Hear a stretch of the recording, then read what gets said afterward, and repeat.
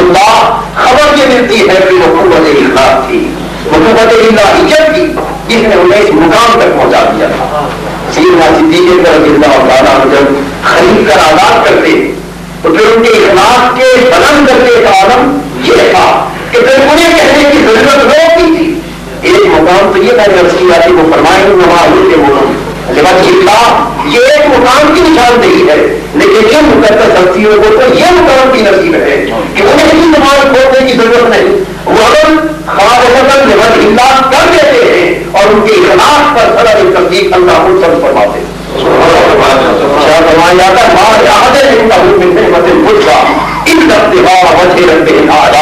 یہ جو میرے ابو بکر نے اپنی دولت کو میرے بندے بلال کی آزادی پر خرچ کر دیا ہے، یہ نہ سمجھنا ایک کے اوپر کوئی انسان کا جس کا بدلہ چکایا ہے، یہ نہ سمجھنا ایک نے کسی دنیاوی مفاد اور منفیت سے ایک نظر یہ اقدام کیا ہے، ہرگز نہیں ہرگز نہیں، اس نے یہ سب کچھ بریت کیا ہے کہ اللہ راضی ہو سکے، اس نے یہ اقدام اپنا اظہار اپنے مال و دولت اور وسائل کی قربانی صرف میری ذات کے لیے کی ہے۔ اللہ فرماتے ہیں کہ جب کوئی شخص میری ذات کے لیے سب کچھ لٹا دیتا ہے تو پھر اسے پوچھتا ہے یا پتا اللہ پاک اپنی زبان قدرت سے پڑھاتے ہیں والا سو روپیہ رضا، اے ابو بکر جس اللہ کی رضا کے لیے تو نے یہ مال قربان کر دیا ہے وہ اللہ تجھے یہ خوشخبری سناتا ہے کہ تیرا رب تجھ سے راضی ہوگا۔ یہ ایمان کا بنیادی تقاضا ہے، اور کوئی عمل جس کے اندر نفس آ جائے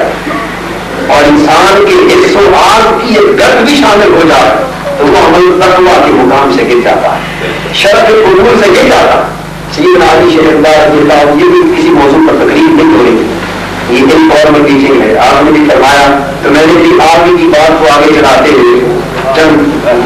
کلمات اس موضوع پر میں نے کہا کہ ایسا سمجھ جائے۔ سیدنا علی شیخ رضی اللہ تعالیٰ عنہ غزوہ میں جہاد کے دوران اب جہاد سے پڑھ کر اور عمل کیا ہو سکتا ہے، ایک کافر کو ڈبو ہوئے تھے، تلوار قریب تھا کہ تلوار اس کی گردن پر چلا کر اسے باطل نار کر دیتے، لیکن اس کافر نے موقع پا کر اس نے دیکھا کہ جان تو اب جا ہی نہیں ہے، اس خوف اور دکھ سے باطل کو بھی نکال دوں۔ حضرت علی کرم اللہ وجہہ الکریم کے مقدس نورانی چہرے پر اس پر پتھر ٹوٹ دیا۔ اب لوگوں کا خیال ہمارے جیسے خدا فہم تنگ نظر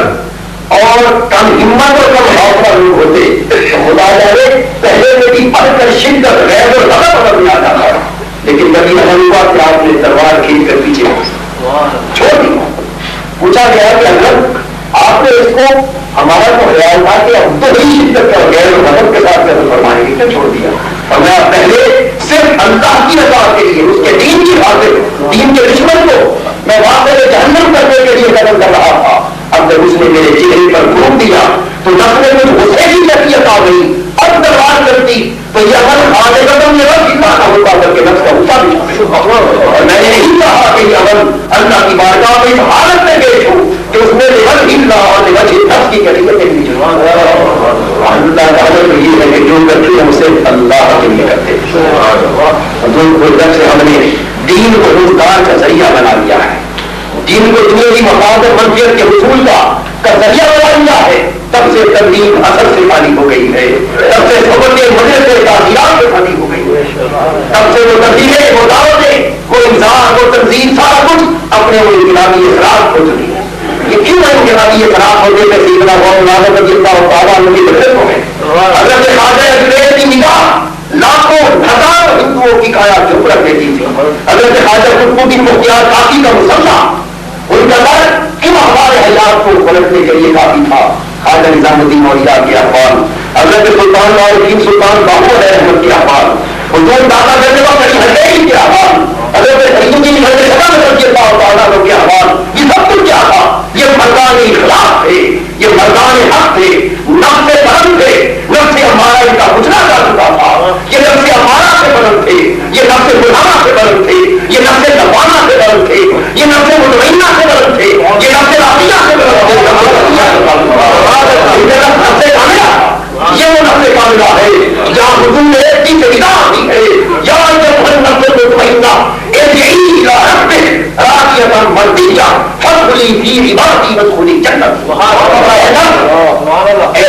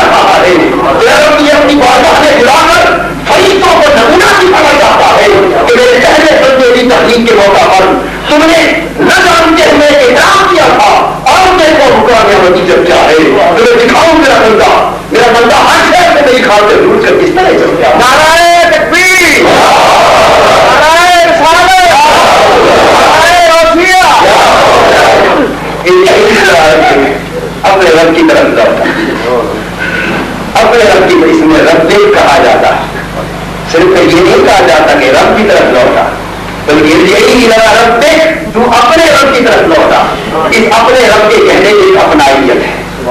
اس میں اپنائیت ہے, ایک تعلق, اور اس تعلق کی بےخاطری کا اظہار ہو رہا ہے کہ جس رب کی خاطر تو سب کچھ لٹا رہا تھا اور تیرا رب تجھے اپنی طرف بلا کر جس حالت میں کہ راضیتن تو اس پر راضی تھا اور تو نے ان کی رضا پر سب کچھ قربان کر دیا, اس کا نتیجہ یہ ہوا کہ مرضیہ رب تجھ سے راضی ہوگا, رب تجھ سے راضی ہوگا. ہر خودی نہیں یہ بات تو حق ارشاد ہوتا ہے مقام راضیہ اور مرضیہ پر فائد ہونے کے بعد اب ارشاد ہوتا ہے ہر خودی کی عبادی داخل ہو جا میرے بندوں میں, داخل ہو جا میرے بندوں میں. یہ مقام ربیت ہے جس کو کہا جاتا ہے دیگر اب تو چیزیں یہ مقام ربیت ہے. حالانکہ بندہ کو نفس ہمارا رکھتا تھا تب بھی اللہ کا بندہ ان کل من کس سماوات میں بدل رہی تھا کہ رحمان اللہ زمین و آسمان میں جو کچھ ہے وہ اللہ کا امر, کوئی شے شان ربیت سے خالی نہیں, ہر شے ہے. بندہ کو پہلے بھی تھا جب اسے مانتا تھا, نہ ماننے والوں کو بھی اس کی رحمت ہے کہ وہ اپنی بندگی کے دائرے سے خارج نہیں کر پاتا. بندہ تو پہلے بھی تھا,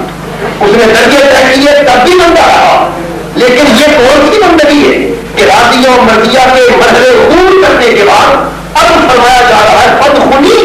فی عبادی, آپ میرے بندوں میں داخل ہو جا, میرے بندوں میں شامل ہو جا. پتا چلا کہ راضیہ اور مرضیہ کے مقام سے پہلے وہ مقام بندگی پر تھا لیکن یہ بندگی کچھ اور تھی. اب مرضیہ کے مقام پر فائد ہونے کے بعد جس بندگی میں اسے شامل کیا جا رہا ہے یہ بندگی کچھ اور ہے.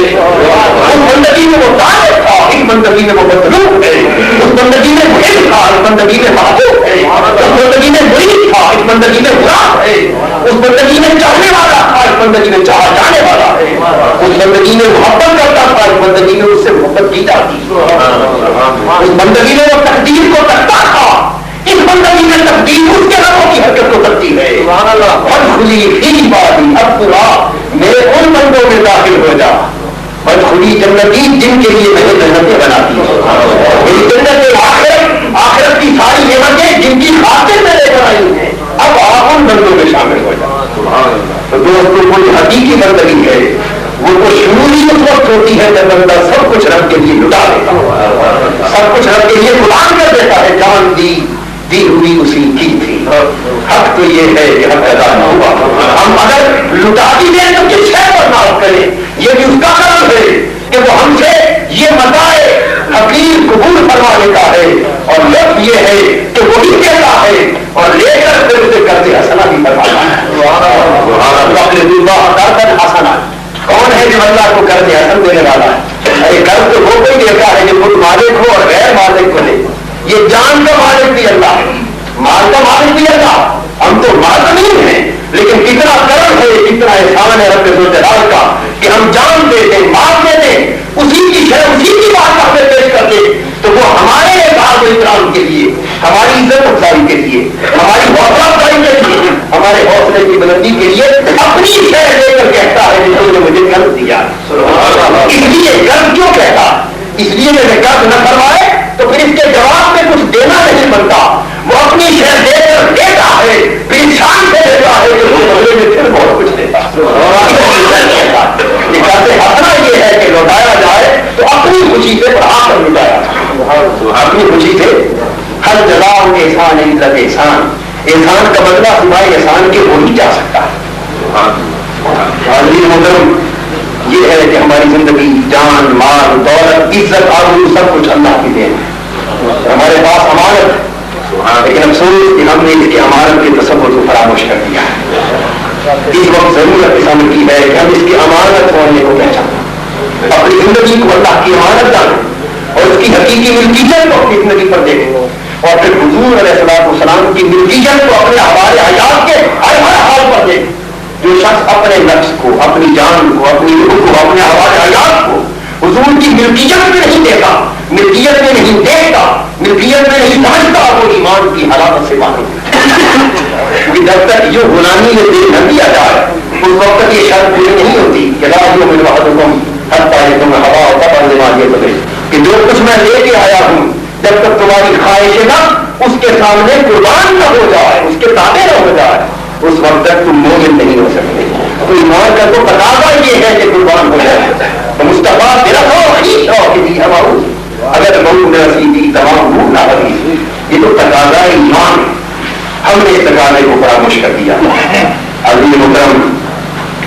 میں اس کو تھوڑی سی بات اور کہہ کے اجازت چاہتا ہوں. حضرت کافی تھکے ہوئے ہیں, سفر سے واپسی کا بھی بہت کرنا. یہ بات تو حضرت علامہ ظاہر حسین شاہ صاحب کی بات سے اتفاقاً چل گئی, کچھ میں نے اس پر روشنی ڈال دی موضوع بنا کر. میں جو بات عرض کرنا چاہتا تھا وہ حضور علیہ السلام کی ایک حدیث بات میں ہے کہ صحابہ کرام حضور کے در دولت کے سامنے بیٹھ کر انبیاء کرام کی فضائل بیان فرما رہے ہیں. انبیاء کے مناقب محاسن کمالات کا تذکرہ ہو رہا ہے. حضور علیہ السلام اس اسناد تشریف لائے, آپ نے ان کی گفتگو سن لی, سن کے اور وہ تعجب کر رہے ہیں کہ فلاں نبی کو فلاں مقام ملا, فلاں نبی کو فلاں فضیلت ملی. اس پر ان کا خوشگوار ہے آقا جہاں صلی اللہ علیہ وسلم نے سماعت فرمایا اور فرمایا کہ میں نے تمہارا حیران ہونا, تمہارا کلام, تمہارا حیران ہونا سب کچھ سن لیا ہے. اور پھر جو کچھ حضور نے فرمایا وہ میں سنانا چاہتا. اس حدیث کو بیان کرنے کا مقصد ایک تو حصول برکت اور حصول ثواب, اور دوسرے یہ کہ اس میں سے دو چیزیں عرض کرنی, اس میں سے دو چیزیں ریلائز کر کے عرض کرنی. حضور علیہ السلام فرماتے ہیں, اب جو کچھ صحابہ نے بیان فرمایا تھا اس کی تصدیق فرماتے ہیں. حضور فرماتے ہیں ان ابراہیم خلیل اللہ ہوا کذالک وموسیٰ نبی اللہ ہوا کذالک وعیسیٰ روح وکلمۃ ہوا کذالک وآدم اصطفیٰ اللہ ہوا کذالک الا وانا حبیب اللہ ولا فخر وانا حامل لواء الحمد یوم القیامۃ ولا فخر وفی روایت فمن آدم من سواه تحت لواء ولا فخر وانا اکبر شافع واکبر مشفع یوم القیامۃ ولا فخر وانا اکبر من يخلق اهل الجنہ فجبته اللہ لی فیدخلنی مع الابرار المؤمنین ولا فخر وانا اکرم الاکرمین ولا فخر ولا فخر. یہ حضور کے کلمات طیبات ارشاد فرماتے ہیں لوگوں میں نے تمہاری بات سن لی. اب فرمایا کہ بے شک حضرت ابراہیم اللہ کے دوست تھے, خلیل تھے, اور وہ بے شک ایسے ہی تھے, میں اس کی تصدیق فرماتا. حضرت موسیٰ اللہ سے ہم کلام ہونے والے, سرگوشیاں کرنے والے تھے, بے شک وہ ایسے ہی تھے, تصدیق فرمائی. حضرت عیسیٰ اللہ کی روح اور اس کا کلمہ, بے شک وہ ایسے ہی تھے, تصدیق فرمائی. حضرت آدم اللہ کے منتخب اور برگزیدہ, بے شک وہ ایسے ہی تھے, میں تصدیق کرتا. اور پھر فرمایا الا خبردار آگاہ ہو جاؤ, اب اس سے بھی بڑی بات آ رہی, الا وانا حبیب اللہ ولا فخر, میں اللہ کا محبوب ہوں اور اس پر مجھے کوئی فخر نہیں, میں کوئی فخر نہیں کرتا. حضرت ابراہیم خلیل ہونا اور حضور نے اپنا حبیب بنا دیا. تمام محدثین اور اہل علم جنہوں نے اس موضوع پر لکھا ہے وہ یہی بیان کرتے ہیں کہ خلیل کا معنی بھی دوست ہے, حبیب کا معنی بھی دوست ہے, لیکن خلیل وہ دوست ہے جو اللہ کی رضا جڑی میں, اللہ کی رضا کی تلاش میں رہتا, اور حبیب وہ دوست ہے کہ اللہ جس کی رضا کی طرف, اللہ جس کو راضی کرتا رہتا. خلیل کا مقام یہ ہے کہ وہ اللہ کی بارگاہ میں عرض کرتا ہے باری تعالیٰ اس عمل کی توفیق دے کہ جو کروں تو تب وہ تو راضی ہو جائے, اس عمل کی توفیق دے جس کے کرنے سے تو راضی ہو جائے. حلیم وہ دوست ہے جس کے لیے اللہ فرماتا ہے بڑا سوف یعطیک ربک محبوب عنقریب تجھے اتنا کچھ عطا کر دے گا تیرا رب کے تو راضی ہو جائے. میں اللہ کا محبوب ہو لیکن اس پر فخر نہیں کرتا. وانا حامل لواء الحمد یوم القیامۃ ولا فخر, اور قیامت کے دن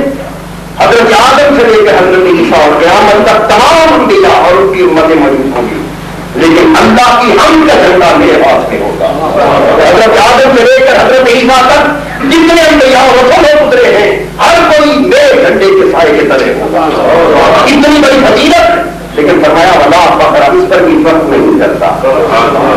وانا پر شفاعت پر مشفع یوم القیامہ ولا فخر, اور سو شفاعتیں تو گئی ہوگی, شفاعتیں تو گئی ہوگی, جس کو اللہ فیض ملے گا وہ شفاعت کرے گا, لیکن سب سے پہلی شفاعت جس کی ہوگی وہ میں ہوں گا, اور سب سے پہلے جس کی شفاعت قبول کی جائے گی وہ بھی میں ہوں گا. اتنی بڑی فضیلت, اتنا بڑا شرف, اتنا بڑا کمال, لیکن فرمایا اس پر بھی فرق نہیں کرتا. پھر فرمایا نہ پر میری حضرت جنت کے دروازے کو تالا لگا ہوگا. یہ الفاظ کا لے کر قیامت کا دن ہوگا, جنت کے دروازے کو تالا لگا ہوگا, زنجیر کے دروازے جنت بند ہوگا, کوئی شخص جنت کے دروازے میں اس وقت تک داخل نہ ہوا ہوگا,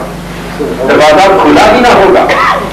اور سب سے پہلا شخص جو جنت کے دروازے کو کھٹکھٹائے گا, اس کے زنجیر اور تالے کو کھولے گا, وہ میں ہوگا. نہیں ہونے کو الگ کر دیتا. جنت کے دروازے کو, زنجیر کو, تالے کو کھولنے والا سب سے پہلا شخص میں.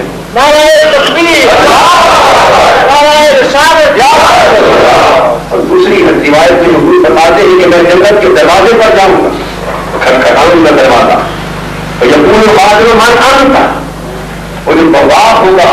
پہلے بار وہ پوچھے گا آپ کون ہے دروازہ کھٹکھٹانے والے؟ میں جواب دوں گا نا محمد صلی اللہ علیہ وسلم, میں محمد ہوں صلی اللہ علیہ وسلم. وہ فوراً دروازہ کھول دے گا,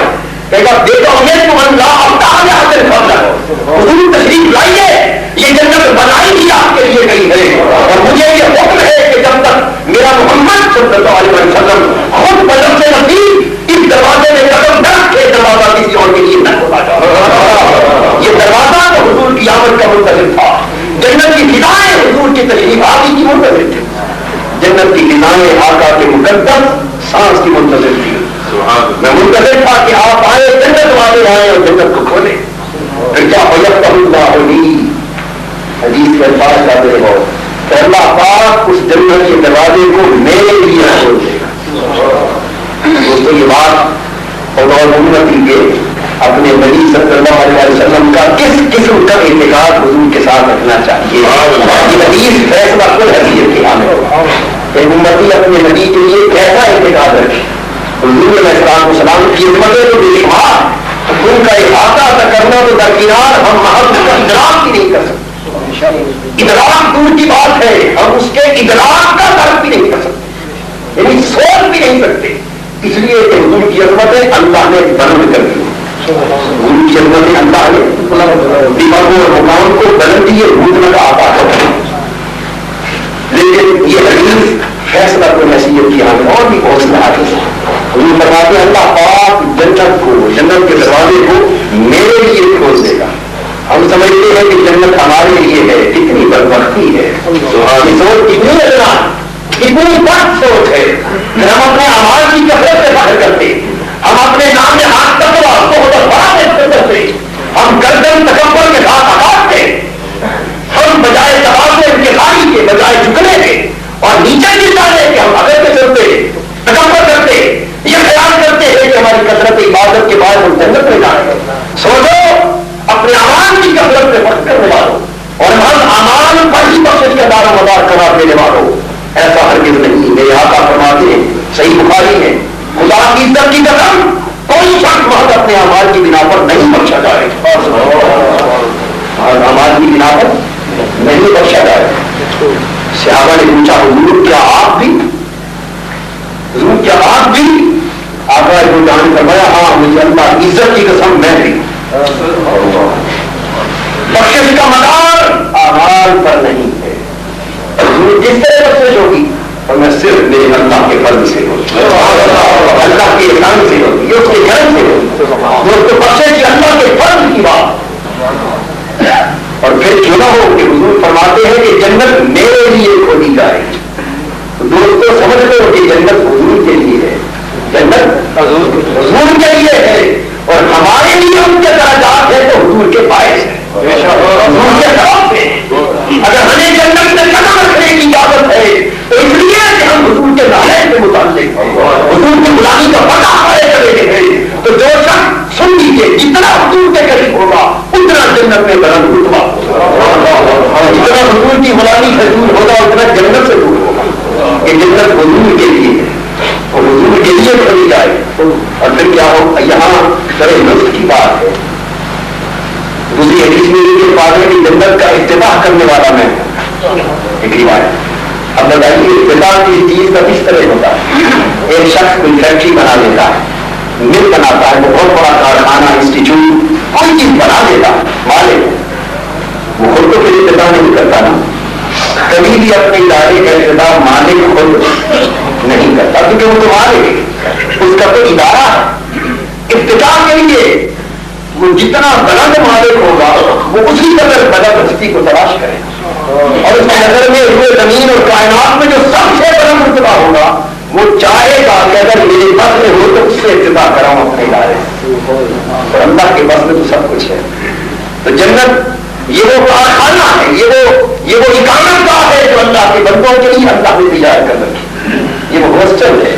جو اللہ کے نیک بندوں کے لیے اللہ نے تیار کروا رکھا۔ اب قیامت کے دن اس کا افتتاح ہوگا، آج کل جنت بند ہے، یہ دور برزخ کے دور، اور برزخ میں لوگ اخرا کی نعمتیں، جنت کی نعمتیں برزخ کی زندگی میں حاصل کر رہے ہیں برزخ کے حال کے مطابق، لیکن وہ جنت اس کا افتتاح یوم قیامت ہی کو ہوگا۔ اس طرح ہوگا، فرمایا جائے گا محمود جنت میرا تعمیر کردہ ادارہ میں نے بنا دیا، اب آج اس کے افتتاح کا دن ہے، میں خود کو افتتاح کرنے سے رہا، جنت کے افتتاح کے لیے تو ہوا، حضور جنت کا افتتاح فرمائیں گے۔ پھر کیا ہوگا جب افتتاح ہو جائے گا؟ کہ اللہ پاک مجھے اس میں داخل فرمائے۔ اب خود داخل ہونا اور بات ہے، اور داخل کیا جانا اور بات ہے، خود چلا جانا یہ اور ہے، لیکن جب افتتاح فرما چکے حضور رک جائیں گے، ارشاد فرمایا کہ ہماری تعالیٰ محبوب اب آپ اس جنت میں آئیے، تو اللہ تعالیٰ اپنی طرف قدرت سے حضور کو جنت میں لے کے داخل فرمائیں گے، اللہ پاک حضور کو جنت میں داخل کریں گے، یہ اعزاز ہوگا، یہ اکرام ہوگا، اور پھر حضور رک جائیں گے، فرمائیں گے باری تعالیٰ میں آپ کے ساتھ جنت میں نہیں جاتا، فرمائے گا فقراء اور مومنین بڑا فخرا، میری امت کے جتنے غریب ہیں، مسکین ہیں، عاجز بے نوا ہیں، ان غریبوں کو ساتھ لے کر جنت میں جاؤں گا۔ یہ حضور کی شان ہے، کرم نوازی کی شان ہے کہ غریبوں مسکینوں کو جن کا سہارا کوئی نہیں بنتا ان کو ساتھ لے کر جا رہے ہیں، اتنا بڑا کرم۔ پھر فرماتے ہیں والا فخر، میں اس پر بھی فخر نہیں کرتا، وَأَنَا أَكْرَمُ الْأَوَّلِينَ وَالْآخِرِينَ، اور میں پہلوں کا بھی بزرگ ہوں، پچھلوں کا بھی بزرگ ہوں، بزرگیاں ساری مجھ پر آ کر، بزرگیاں پہلوں کی بھی پچھلوں کی بھی سب مجھ پر آ کر ختم ہو گئی، اور میں اس پر بھی فخر نہیں کرتا، بلکہ اس طرح ختم ہو گئی کہ بزرگیوں کی چابیاں حضور کو تھما دی گئی، جہاں سے بزرگی کا چشمہ کھلتا ہے تجھے چابی کی چابی ہے، اس شے کا بھی مالک کہ حضور فرماتے ہیں انا پر ناس خون دے گا ہو وہاں پر قائد رضا ہو گئے، وہاں پر خطیب رضا ہو گئے، میں سب سے پہلا شخص ہوں گا جو قبر مبارک سے نکلوں گا، جب لوگ وفد بن کے چلیں گے تو سب سے پہلا شخص ان کی قیادت کرنے والا میں ہوں گا، جب لوگوں کی زبان پر اللہ کی حیرت و جلال کے باعث مجھے سکوت سب کر دی جائے گی تو خطیب قیادت میں ہوں گا، وہاں سارے خطیبوں کی خطابیں بند ہو جائیں گی، سارے واحدوں کے بعد سارے مبلغوں کی تبلیغیں بند ہو جائیں گی، زبانوں پر مہر سکوت تک ہوگی، کسی شخص کو زبان کھولنے کا اشارہ نہ ہوگا، ساری قیامت کے لوگ اجتماع ہوں گے اور محمد مصطفیٰ اس کے خطیب،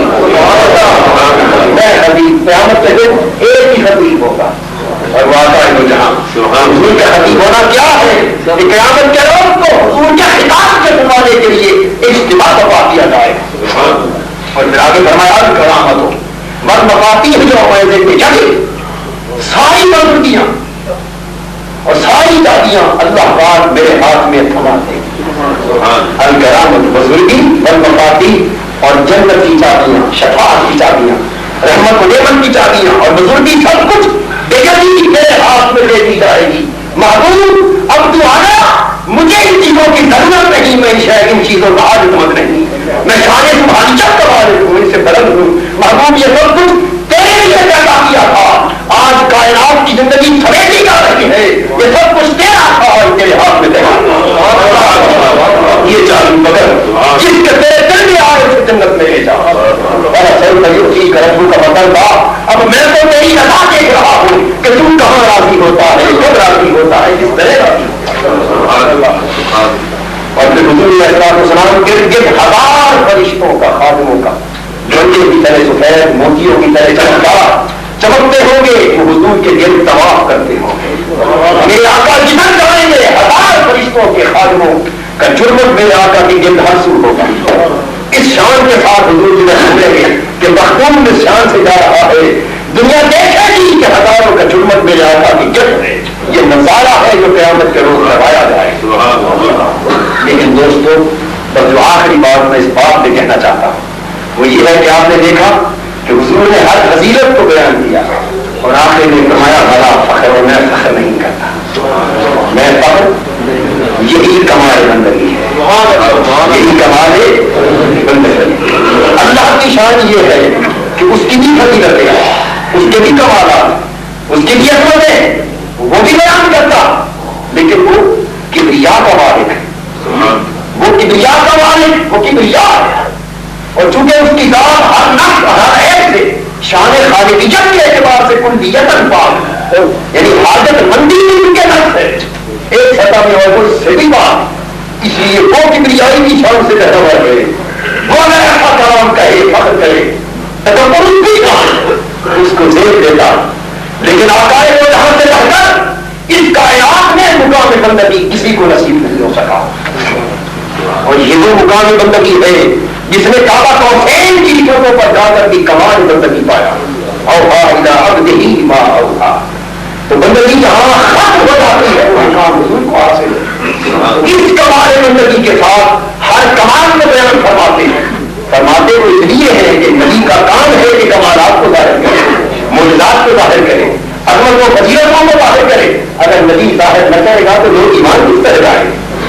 تو ظاہر کرنے کا حکم ہے، لیکن ظاہر فرمایا اس نے الہی سے، اور ہر بار فرما دیا اللہ فخر کہ کہیں میرے ظاہر کرنے کو کوئی یہ نہ سمجھے کہ میں فخر کر رہا ہوں، میں تکبر کر رہا ہوں، یہ عظمت ہے اور یہ ابدیت کا تواضع ہے۔ حاضرین محترم، دوسرا سبب اس حدیث سے یہ ملا، آپ نے دیکھا کہ حضور علیہ السلام نے ہر نبی کی بیان کردہ فضیلت کو نہ صرف تسلیم کیا بلکہ تصدیق کیا۔ سب سے پہلے اپنے فضائل بیان کرنے سے پہلے دیگر انبیاء کے فضائل کو تسلیم کیا، تصدیق فرمائی، ان کے فضائل کمالات کو محاسن کو تسلیم کر کے تصدیق فرما کر پھر اپنے فضائل کا ذکر کیا اور ساتھ کہہ دیا کہ میں اخفا کرتا اگر نبی نہ ہوتا،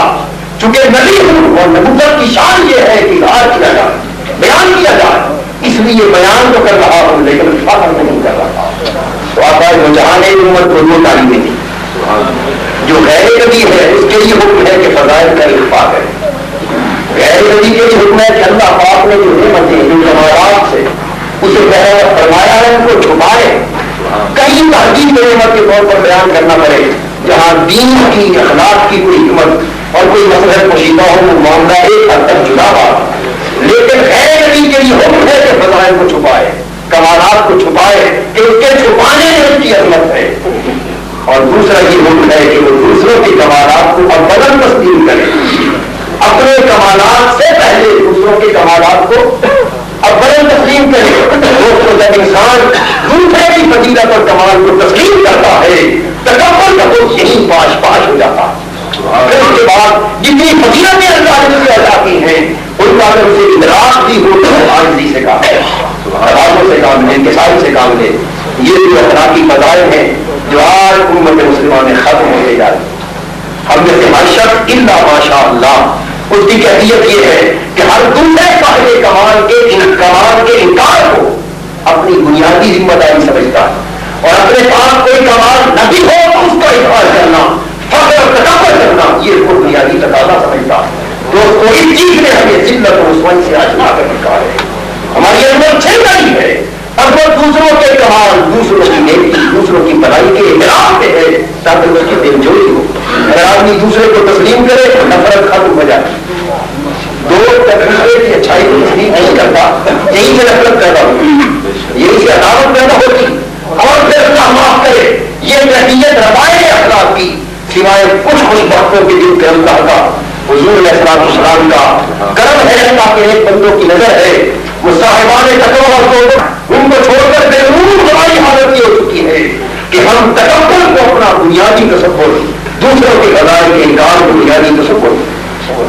یہ وجہ ہے کہ اہل علم میں، واعظوں میں، مبلغوں میں اور الا ماشاء اللہ علماء نے یہ چیز در کروائی ہے۔ تو دوستوں جب علماء میں تکبر آ جاتا ہے، علماء میں حسد آ جاتا ہے، ایک دوسرے کے لیے اناد آ جاتا ہے، ایک دوسرے کے لیے کینہ آ جاتا ہے، ایک دوسرے کے کمالات کو تسلیم کرنے کی بیماری آ جاتی ہے، وہیں اس کے علم کو زہر آ جاتا ہے، وہیں کی نیکی کا مال چل جاتا ہے۔ یہ حسد تقویٰ کو، ذوق کو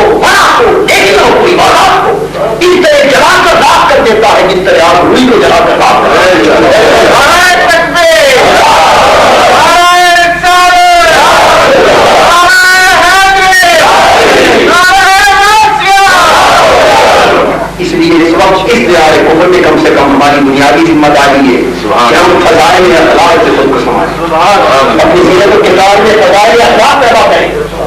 آپ دیکھتے ہیں کہ دیہات کفر میں غیر مسلموں کو دیکھیے، ان کے بڑے بڑے ڈاکٹر، بڑے بڑے پروفیسر، بڑے بڑے اسکالر، ان کو غیر مسلموں کا عالم یہ آپ ان کے قریب بیٹھیے اور سے برتاؤ کریں، آپ کے ساتھ میل ملاپ میں بڑی توازن سے کام لیں، انتظاری سے کام لیں گے، یہ رشتے کا پروسیس ہوگی. بڑی حقیقت پسندانہ معاملہ ہوگا. ڈاکٹر ہے کہ مریض کے جوتوں کے تسمے کھولنے میں بھی تعمل محسوس نہیں کرے. ان کے ہاں یہ فضیلت اخلاق ہے مسلموں میں ایک سیکولر ویلیو کے طور پر آ گئی، اس نے انہیں اٹھا دیا. اور ہم جو مالک تھے بتائے اخلاق کے لوگ چھوڑے جاتے ہیں، ہمارے پاس کچھ نہیں ہوتا لیکن تکبر کے ساتھ گردن کیا کرتی ہے کہ سمجھتے ہیں شاید ہم سے بڑا وقت کا اور کوئی، یہ کہ مال کچھ نہیں ہوتا لیکن سمجھتے ہیں ہم سے بڑا وقت کا قانون کوئی، جاؤ اطلاع کچھ نہیں ہوتا لیکن سمجھتے ہیں وقت کا ہم سے بڑھ کر یقین کوئی نہیں. دوستو فضائل اخلاق کا تقاضا یہ ہے کہ اپنی سیرت و کردار کو سنبھالنے کے لیے توازن پیدا کریں، انکساری پیدا کریں، ایک دوسرے کے ساتھ محبت پیدا کریں، حسد اناد کی لعنتوں سے اپنے کام و باتوں کو پاک کر لیں، اور کوئی آپ سے زیادتی بھی کر دے تو آپ کو درگزر کریں.